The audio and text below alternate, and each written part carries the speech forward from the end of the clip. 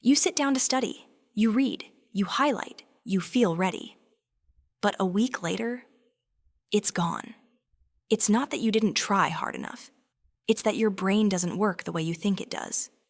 We grow up believing learning means putting knowledge in. But the truth is, your brain doesn't store facts like a computer. It rebuilds them again and again each time you recall them. That's why you can study for hours and forget in days, or review something for minutes and remember it for years. Because the secret to learning isn't more effort. It's timing, it's rhythm. It's knowing when to forget and when to remember. Today we're going to explore how memory actually works and how two simple ideas, spaced repetition and active recall, can turn studying from a struggle into a science. Let's begin. Have you ever studied for hours, felt confident, and then forgot everything just a week later? It's frustrating, isn't it? You worked hard, you paid attention, you did everything you were supposed to, and yet the knowledge just slips away. It's not because you're bad at learning, it's because you were never taught how your brain actually learns. We assume that learning means putting information into our minds. But the truth is, learning is less like filling a box and more like growing a tree. It needs repetition spacing and the right environment to take root. And if you understand how that process works, you can learn anything faster, remember it longer, and feel less frustrated doing it. This is what scientists call learning how to learn. And it all begins with a simple question: why do we forget? When you learn something new, your brain builds a connection between neurons, a physical pathway. It's like walking through tall grass for the first time. The path is faint, barely visible. If you walk it again soon after it becomes clearer. Keep walking it, and eventually it turns into a trail your brain can travel effortlessly. But if you stop walking that path for too long, nature takes over. The grass grows back. The trail disappears. That's forgetting. Your brain isn't deleting the information, it's just pruning what it thinks you don't need. It's the brain's way of saving energy. This is why repetition matters. But not just any repetition, the timing matters most. In the late 1800s, a German psychologist named Hermann Ebbinghaus ran a series of experiments on memory. He tried to memorize meaningless syllables, random strings of letters, to see how long they would stay in his mind. The results became famous as the forgetting curve. It showed that after just one day, most of what we learn fades. After a week, we lose almost everything. But Ebbinghaus also discovered something else. When he reviewed the same material again, his memory didn't drop as quickly the next time. The curve flattened. He was forgetting slower. It was as if each review made the path through the grass harder to erase. That's the foundation of one of the most powerful learning principles ever discovered: spaced repetition. Spaced repetition is the art of reviewing information right before you forget it. Not too soon, not too late. Just in time. Every time you recall something successfully, you strengthen the memory and delay forgetting. You're telling your brain, this matters. Keep it. Think of it like lifting weights for your neurons. Each review is a tiny workout that makes the memory stronger and more efficient. The magic isn't in studying more, it's in studying less often, but more strategically. Instead of cramming for 5 hours in one night, you'd learn more by studying 1 hour a day, spread over a week. Because spacing gives your brain time to rest, rebuild, and reinforce. Just like muscles' memories grow in recovery. But repetition alone isn't enough. To truly learn, you need to remember actively, not just reread passively. Most people study by highlighting, underlining, or rereading notes, and it feels productive. But what they're really doing is recognizing, not recalling. Recognition feels familiar, but it's a trap.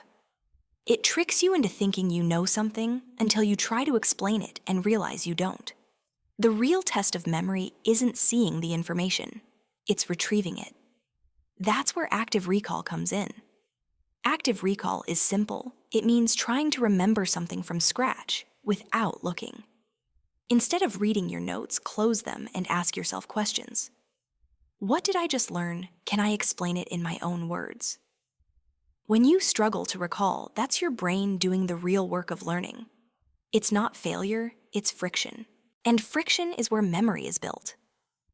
Every time you pull information out of your mind, you're deepening the neural pathway. You're walking that trail again, making it harder to lose. It's like testing your parachute before you jump. You don't want to find out it doesn't work when you need it. So next time you study, don't just look at information. Challenge yourself to recall it.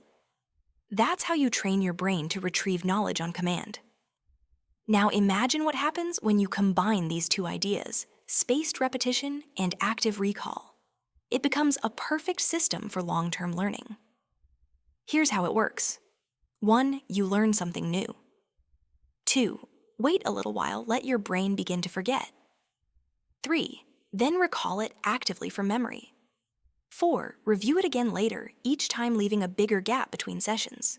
The intervals might look like this: day 1, day 3, day 7, day 14, day 30. Each time you remember, the memory lasts longer. Eventually, it becomes part of your long-term knowledge, something you'll remember even months later. You're not fighting forgetfulness anymore. You're using it. You're teaching your brain when to remember. Think of it like watering a plant. If you water it too often, the roots don't grow deep. If you forget to water it, it dies. But if you water it at the right times, just when it starts to dry out, it thrives. That's spaced repetition. You're nurturing memory through the right rhythm of forgetting and remembering. So how can you actually use this in real life? You don't need fancy software, but tools can help. Apps like Anki Remnote or Quizlet automate spaced repetition using flashcards. They track when you should review each item based on how well you remembered it last time. But you can also do it manually. Write questions on one side of a card, answers on the other. Review them daily, then space out the ones you remember well. Bring back the ones you forget sooner. It's not about the tool, it's about the timing. Because the right review at the right moment can save you hours of wasted study time later. And it's not just for students. Spaced repetition works for languages skills, presentations, even social skills. If you want to remember someone's name, recall it a few minutes later, then again after an hour, then again the next day. The more often you recall, the longer you'll remember. Your brain treats recall like proof that information matters, so it keeps it. Let's talk about what not to do. Most people fall into 3 traps when studying. First, cramming. Cramming feels efficient. You fill your brain with information quickly. But it leaks just as fast. You're not building a trail, you're dumping sand into a sieve. Second, passive review. Highlighting, rereading, copying notes. It feels productive but doesn't create new connections. You're strengthening your eyes, not your memory. Third, wrong timing. Reviewing too early wastes effort. Reviewing too late means you're relearning from zero. The sweet spot is just before you forget. That's the window where real learning happens. And there's one more layer: emotion. We remember what we care about. The brain is a meaning detector, not a storage device. It keeps what feels relevant, emotional, or surprising. So don't study mechanically. Connect ideas to things you love, stories you know, or goals that matter. The more meaningful something feels, the deeper it sticks. Even a boring topic can become memorable when you relate it to your life. That's how emotion becomes a learning tool. So what does real learning look like in practice? It looks like this. You study a concept, test yourself soon after, then review it later in growing intervals. You mix topics instead of isolating them. You quiz yourself in new ways, new settings, new moods. You make mistakes, and that's good because mistakes are memory anchors. Over time, you'll notice something powerful. You stop dreading study sessions because you're no longer trying to memorize everything. You're collaborating with your brain's natural rhythm. And that rhythm rewards patience more than intensity. There's a famous saying in education: the person who does the most work learns the most.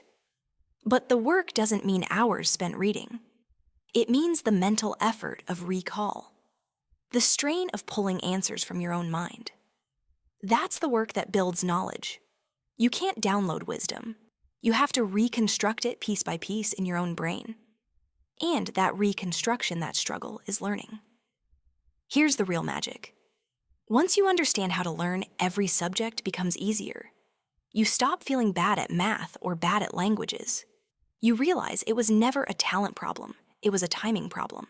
With spaced repetition and active recall, you're no longer filling your head.